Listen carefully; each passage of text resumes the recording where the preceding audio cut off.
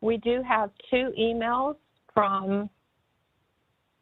through the email. The first is titled Public Comment for Regular Council Meeting, Public Dialogue at City Meetings. It is from Steve Reynolds.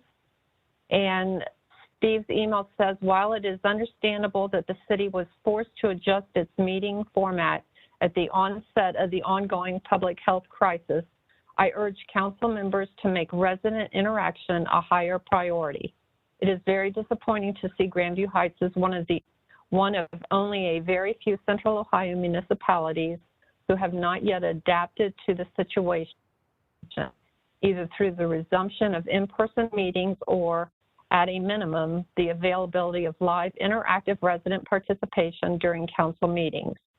Numerous video conferencing platforms which provide such functionality are readily available and are relatively easy to use.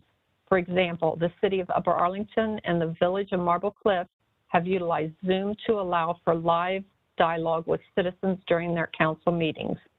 Please take the necessary actions to resolve this deficiency in a timely manner. The residents of Grandview deserve an opportunity to engage in meaningful, interactive dialogue with their elected officials. Respectfully, Stephen Reynolds. Can we comment on the comments, or do we want to save that to the end? How do we do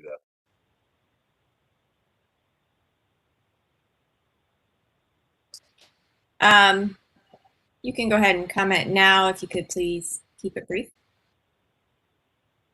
Yeah, I think I would ask that we attempt to try something like this. I know a lot of different boards and stuff that use WebEx. We used to have, I'm trying to think of an equivalent. We used to have people sign in if they wanted to talk, right? And there's a sign-in procedure for like the various boards that I have to present to from time to time, where, you know, if you sign up by a certain time, you get a link and then you're able to talk. So, you know, I don't think when we put this in place, anyone expected, I think we're on day 325. I don't think anyone expected it to go this long, but I would like us to see if we can, if WebEx is a platform we can do it in. If not, I could forward some suggestions. Thank you. Thank you. Councilmember Smith. I would agree with what Councilmember Hasty said. I actually responded to Mr. Reynolds today, said I would look into it and talk to various members and council president and mayor. I would reiterate that, yeah, we should look into if we can have members of the public sign in through WebEx. If not, maybe another platform. You know, at the beginning, it was understandable to have just reading emails like this, but I think at this point in time, we could, I think we can do better, and we should look into that. Thank you. I will say Ms. Hale is helping us to make a more streamlined process of making it more clear whose comments wants to be read. They kind of come in all over the board these days. So we are working on formalizing that process. And I will definitely take Mr. Reynolds' comments into considerations. There were a lot of technical issues we had to work through, especially at the beginning of the stay-at-home orders. And this is something that we'll be continually looking at and improving upon. So, thank you. Ms. Houston, or Councilmember Houston. Sorry. Thank you. If I may make one additional recommendation, I agree with my colleagues as well that have already spoken, but I think that it's difficult to lift the virtual meeting link for WebEx off of the council packet agenda. And so I've been wondering whether there might be a way for us to publish that link in a way that is easier for folks to copy paste. So thank you. If I may, I believe we added something on our website that's, you know, watch a meeting. That's a generic link that anyone can get on the website for any meeting and click on. Thank you. That's great news. Thank you.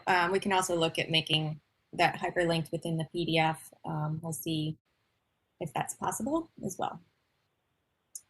All right, clerk, if you could continue with the other email, please. The second email is titled, "Is the mayor failing to answer email from Grandview residents? Please reply on my website, watchinggrandview.wordpress.com." This email is from John Wagner, and his email reads, "The following is intended to be read out loud during the online meeting of the Grandview Heights City Council, then recorded into the official meeting notes. Questions for Grandview residents. I've experienced a number of problems with trying to get answers from Mayor Kearns during 2020.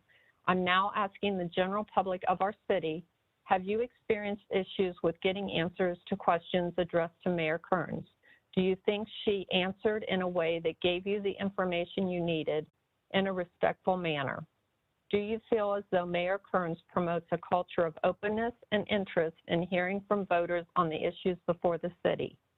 How do you compare your experiences in contacting and conversing with Mayor Kearns to the experience you had with Mayor DeGraw? Questions for City Council members. What has been your experience with communicating with the mayor?